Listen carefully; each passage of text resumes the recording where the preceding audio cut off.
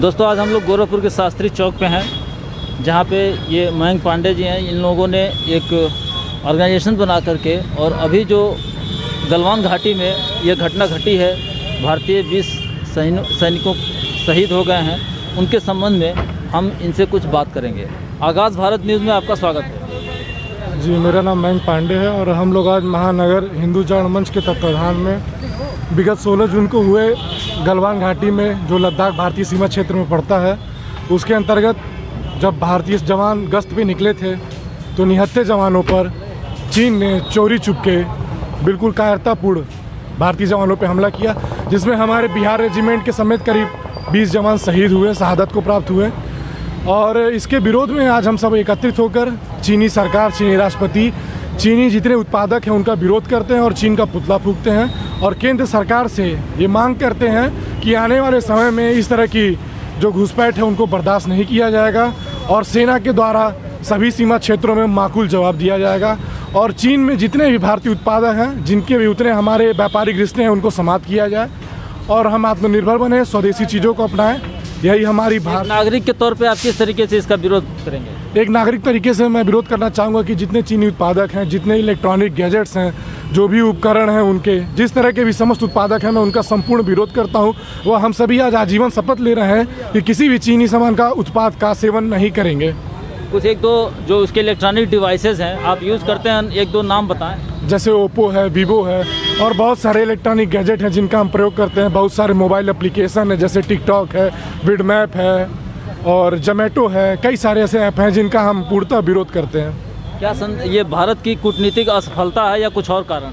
नहीं, बिल्कुल भारत की कूटनीतिक असफलता नहीं कही जाएगी, क्योंकि सन 1962 की लड़ाई के बाद सन 1965 में दोनों राष्ट्रों के बीच में संधि हुई थी, जिसमें यह कहा गया था, ये लिखित था कि जब भी दो देशों के लोग यानी चीन और भारत की सीमा पे जब जवान एलओसी पे गश्त कर रहे होंगे तो कोई भी जवान शस्त्र के साथ या गोली के साथ नहीं होगा, बिल्कुल निहत्था होगा, जिसका चीनी सेना ने गलत फ़ायदा उठाया है, जिसका हम विरोध करते हैं। इसमें भारत की कोई सफलता नहीं है। भारत ने अपने पुराने पारंपरिक तरीके से पहले न आक्रमण करने का अपना भाईचारा दिखाया है, लेकिन अब ये बर्दाश्त नहीं किया जाएगा।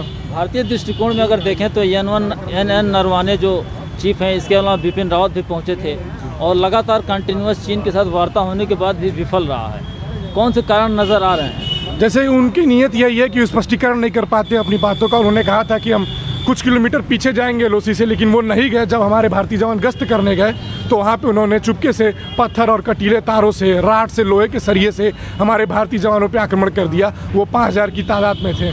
तो मैं नहीं चाहता कि ऐसा हो आगे और भारतीय सेना इसका मुंहतोड़ जवाब दे।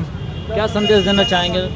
मैं राष्ट्र को, मैं केंद्र सरकार को, मैं भारत को, भारत की सभी जनता को, अपने सभी भाइयों बहनों को, समस्त राष्ट्र को ये संदेश देता हूँ कि हम चीन का पूरा विरोध करें, हर तरीके से करें। हम अपने स्तर पे चीनी सामानों, चीनी उत्पादकों का विरोध करें और भारतीय सेना का मनोबल बढ़ाएं और केंद्र सरकार के साथ कदम मिलाकर खड़े हों। केंद्र सरकार के जो मुखिया हैं, नरेंद्र मोदी प्रधानमंत्री हैं, उन पर तो लगातार प्रश्न उठाए जा रहे हैं कि वो पूरी तरीके से फेल रहे हों, चाहे GST हो, नोटबंदी हो या अभी कोरोना वायरस की महामारी हो। तो क्या आप मानते हैं कि वो सफल प्रधानमंत्री?